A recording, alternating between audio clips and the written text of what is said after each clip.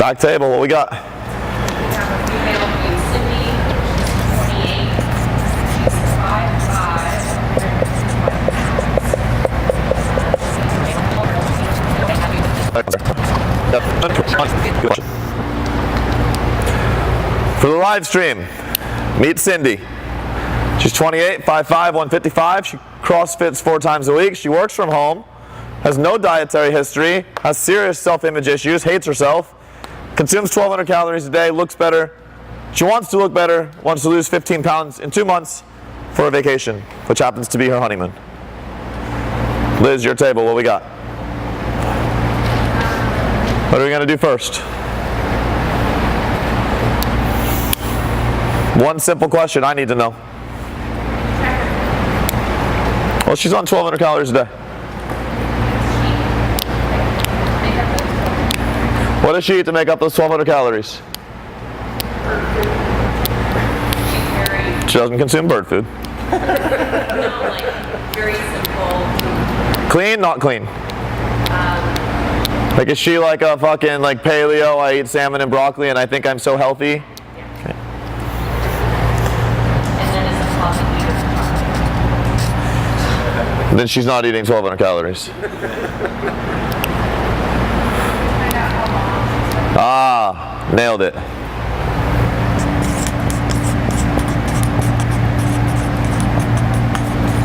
Why is that important?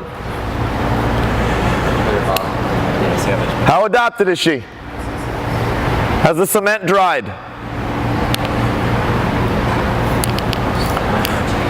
So she has no dietary history. She hasn't tried a diet. How long has she been eating like this? Because your answer affects the rest of this. Do you want this to end well or not end well? Okay, then she hasn't been eating like this very long. 6 months. 6 months longer. 2 months.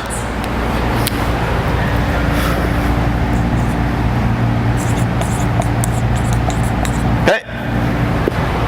2 months.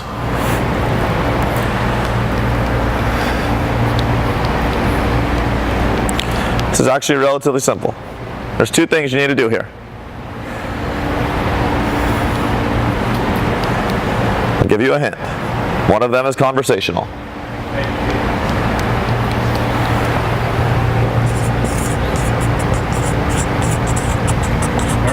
What are we educating on, first of all?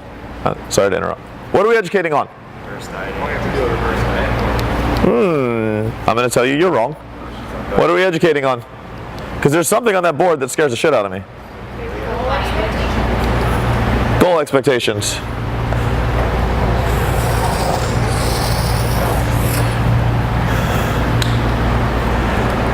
How does she know that 15 pounds is what's going to have her looking the way she wants to look?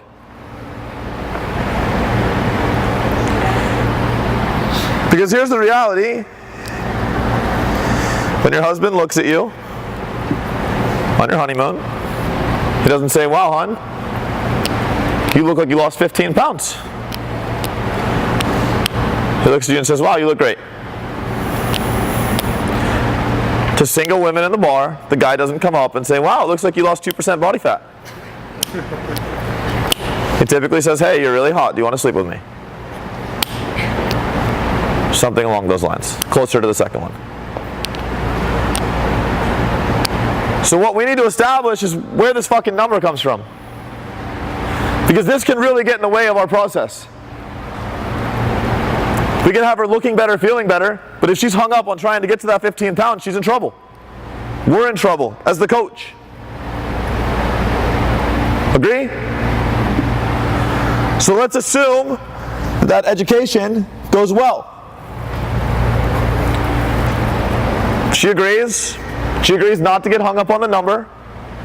She agrees it's a body image thing, and that she'll work with you. Try to get into her bikini, feeling better about herself. So what are we going to do?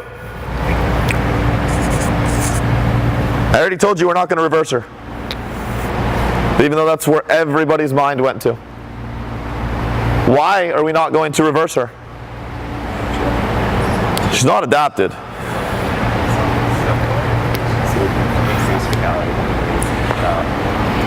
This is your classic textbook case.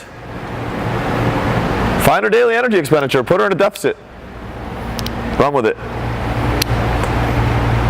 Because even though she's at 1,200 calories, she doesn't have a lot of stress. She's only training 4 times a week. She's not very good. So 1,200 calories relative to her life, while it's not a lot, it hasn't fucking destroyed her hormones. Nothing else presenting itself as a hormonal issue. We're not seeing her homeostasis disrupted very much. So we don't need to spend time rebuilding her homeostasis. She's got that on lock. She just hasn't got the fucking nutrition part figured out. So let's give her the right protocol. Figure out her daily energy expenditure. Put her in a deficit. Test, retest. Game over at the end. So you don't have to take that 1,200, you would take... But let me tell you this. Let's flip that script.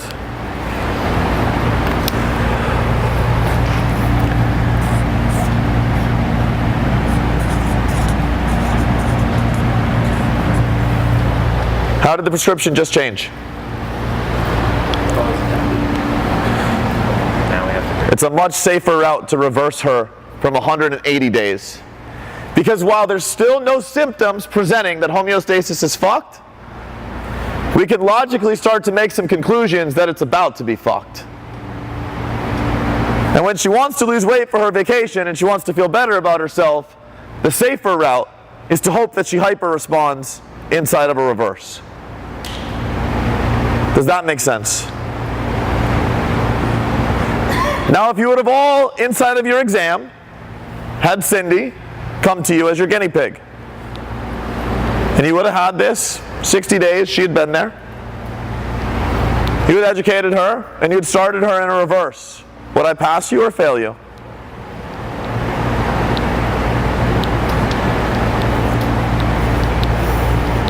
Kevin, am I going to pass you or fail you? Pass. Why? Because you're not going to be doing any harm by it. Right? Why else? What was that? Depends why you're doing it. You're going to back it up with really fucking good reasoning. There's nothing wrong with going that way. My experience just says it's not as efficient. That's okay. That's why I'm up here, not in the chair. But I'm not going to fail you for that. And you would not be harming Cindy inside of a reverse. Because you're still giving her what she needs, which is more calories. In fact, I'm going to bet she'll hyper-respond inside of that reverse and you'll look like a genius. The problem becomes you're going to hit saturation at one point and you're going to question yourself as to when you start pulling back. Fair? But you're not going to fail for that. So while everybody thought reverse, I don't want you to think that you were wrong. There's just more efficient ways. Yes, sir. Back to the original, the 60 days, we put her in the deficit. How long do you typically assess before you do anything? So the first time I create an implementation, like a protocol, I'll always give it a minimum of 2 weeks.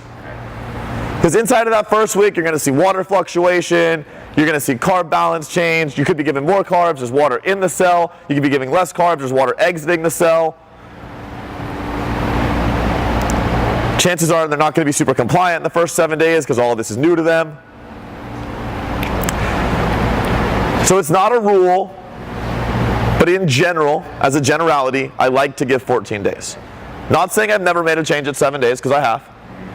But as a rule of thumb, I like 14 days. So if they, after 2 weeks, and they've kind of said like, I've been okay on tracking, and nothing's changed, would you? Okay, so let's keep going with this. So 60 days is what we're operating in. You create a successful protocol. Sorry, that should be proper.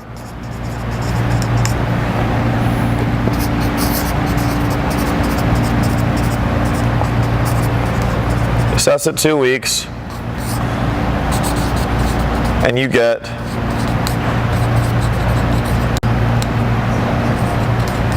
marginal compliance. What do we do?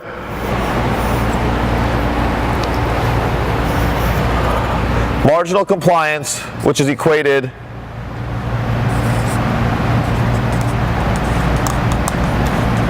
to 0 weight loss. Ask her what happened in those 2 weeks to make her compliant. Sure.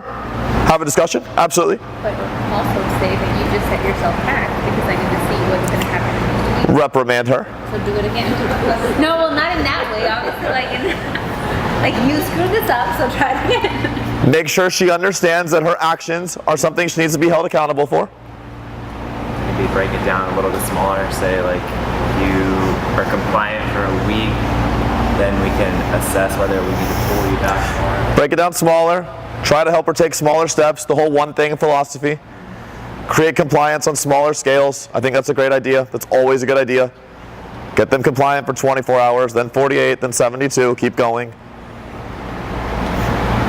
But the real question is, are you going to make a change or are you not going to make a change? Because she didn't lose weight. She's only got 2 months, 6 weeks left. Are you going to make the change? I see a lot of people saying no. You're right. I want to know why. She wasn't compliant. She wasn't compliant. But what the fuck does that mean? She still needs to lose fucking 15 pounds. But you don't have accurate information to know. Ah. You don't even know if your shit works. It's like buying a fucking new toy for your kid. They don't play with it. You return it and say it's fucking broken. How the fuck do you know if it's broken? You never even fucking play with it. You need to put this shit in action. So we're going to go with what you said. We're going to say, Mrs. Jones, I really need 7 days. Or sorry, Cindy, I really need 7 days of compliance. Because without compliance, I don't have data. And without data, I can't work. I don't guess. I live in a world of application. I don't do this guess bullshit. Those other people, they do. And then you came to me from them. But inside our world, we work on data. We work on real life application. And so if you can get compliant with me for the next 7 days, we can take a real look at how this is working out for you. And if we need to get more aggressive, we'll get more aggressive. And if you want to drop your calories back down because you think that 1200 was going to work, even though it didn't, great. But I need 7 days of compliance before I'll even consider decreasing calories. Now, if you go out and you decrease them on your own, that's fine. But when we have this conversation again in 7 days, it's going to be the same answer. So can I get your commitment for the next 7 days? Would you commit to me? I can be compelling at times. Yes, ma'am. So we're not going to reverse her in the 60-day case, and that's because she doesn't have a lot of sympathetic stressors. It's because she's not experiencing any symptoms. So the question is, we're not going to reverse her in the 60-day case. She's not experiencing any symptoms of homeostasis being fucked.